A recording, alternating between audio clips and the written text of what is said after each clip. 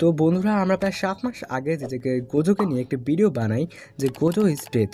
কিন্তু এটা অ্যানিমের মধ্যে নয়, এটা হয় যে মাঙ্গা চ্যাপ্টার 36-এর মধ্যে, যেখানে গোজো এবং সুকুনার মধ্যে সেই লেভেলে একটি ফাইট হয় এবং শেষে গোজো হেরে যায়।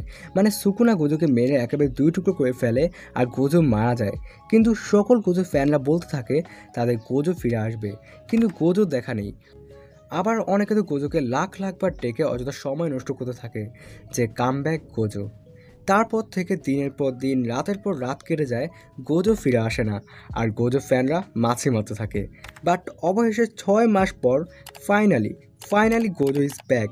কিন্তু এই কিন্তুর মধ্যেও কিন্তু আছে, কারণ আমাদের রাইটার গেগে আকুতো আমি কোনো সুবিধার লোক নয়, যা আমি অনেক আগে থেকেই জানি যে চ্যাপ্টার 261 নম্বরের মধ্যে গোজো ফিরে আসে, যেখানে আমি ভাবি গোজো ফিরে এসে সেই লেভেলের ডায়লগ দিবে,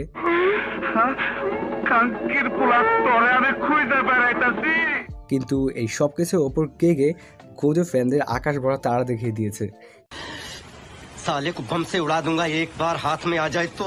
হ্যাঁ, গোজো এসেছে ঠিকই, কিন্তু শুধুমাত্র গোজোর বডি এসেছে, আর গোজোর মাইন্ডে রয়েছে ইউটা। মানে ইউটা এবং গোজোর সমন্বয়ে তৈরি নিউ গোজো। এখন এই ভিডিওতে আমি কোনো স্পয়লার দেবো না, কারণ সবাই চায় স্পয়লার ছাড়া অ্যানিমে দেখতে। এখন অনেকের মনে প্রশ্ন জাগে যে ইউটা কীভাবে গোজোর বডিতে আসে। এর উত্তর খুবই সিম্পল। ইউটা কেনজাকুর কাস্ট ট্যাকটিক ব্যবহার করে গোজোর বডিতে ব্যাক এসেছে। তোমার জুজুৎসু কাইসের সম্পর্কে যারা একটু হলেও জানো, তাদের নিশ্চয়ই জানা উচিত কেনজাকুতে কাস্ট ট্যাকটিক ব্যবহার করে যে কোনো ডেড বডি এবং তাদের কাস্ট ট্যাকটিক ব্যবহার করতে পারে। কিন্তু কেনজাকু গোজো 6i এর লিমিটলেস ট্যাকটিক ব্যবহার করতে পারবে না, আর এটা করা অসম্ভব। তো আমি এই ভিডিওটি এই জায়গায় শেষ করছি। আমি এই ভিডিওটি যখন আপলোড করব তখন হয়তো জেজেকের 162 নম্বর চ্যাপ্টারও বেরিয়ে যাবে। তো এরপরে কাহিনী জানতে হলে নিশ্চয়ই করবো। তো দেখাবো অন্য কোনো ভিডিওতে। এখনকার মতো বিদায়।